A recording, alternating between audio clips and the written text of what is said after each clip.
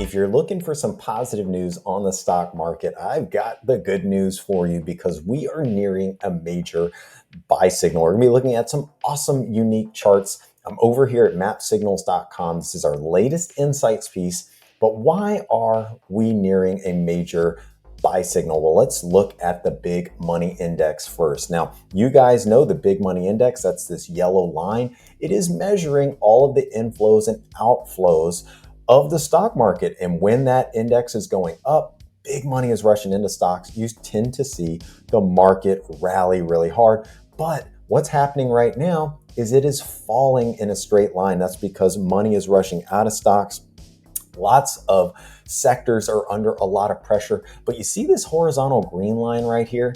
Every time we get under that line, which is very rare, by the way, that's a 25% reading in the BMI, we tend to see the markets bounce shortly thereafter. It's purely supply and demand. You can see that here, boom, here, big rally, here, decent rally, got overbought. Now we're approaching that oversold line. Now, let's go ahead and dig a little bit deeper to see why there is so much selling under the market. Why is the BMI falling so hard? Well, if we look at the market caps, okay, this is from March 9th to March 22, basically 2 weeks of data.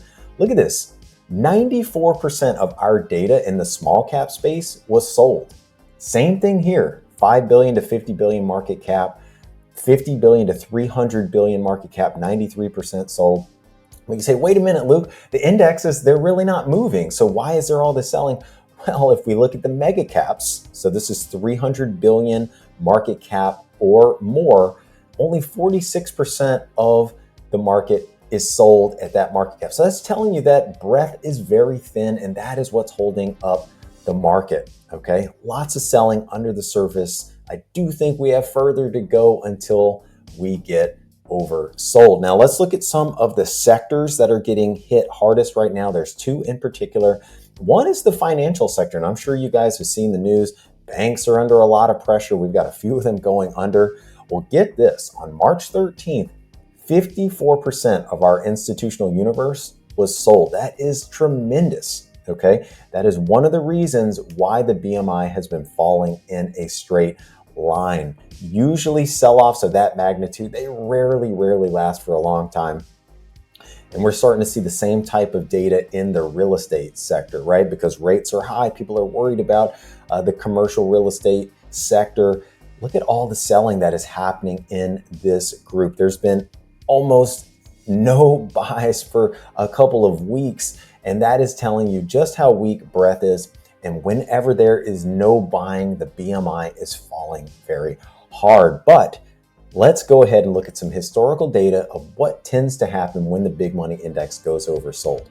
This is the really cool chart of this video. So we've had only a couple of dozens of oversold instances since 1990. Now this includes back-tested data, but here is the major theme here. A month after going oversold, so the first day we hit oversold, the S&P 500 averages a gain of 3.6%. 3 months later, it's 5%. 12 months later, it's up 15%. And 24 months later, 2 years, it's up almost 30%. So these are indeed huge bullish times to be looking at stocks, trying to get your buy list together, because we don't stay oversold that long. And often it's a great time to get that shopping list out. You guys make sure to like and subscribe to our YouTube channel. It helps us really out. Head on over to MAPsignals.com. If you're not getting our free insights, you're definitely missing out in 2023.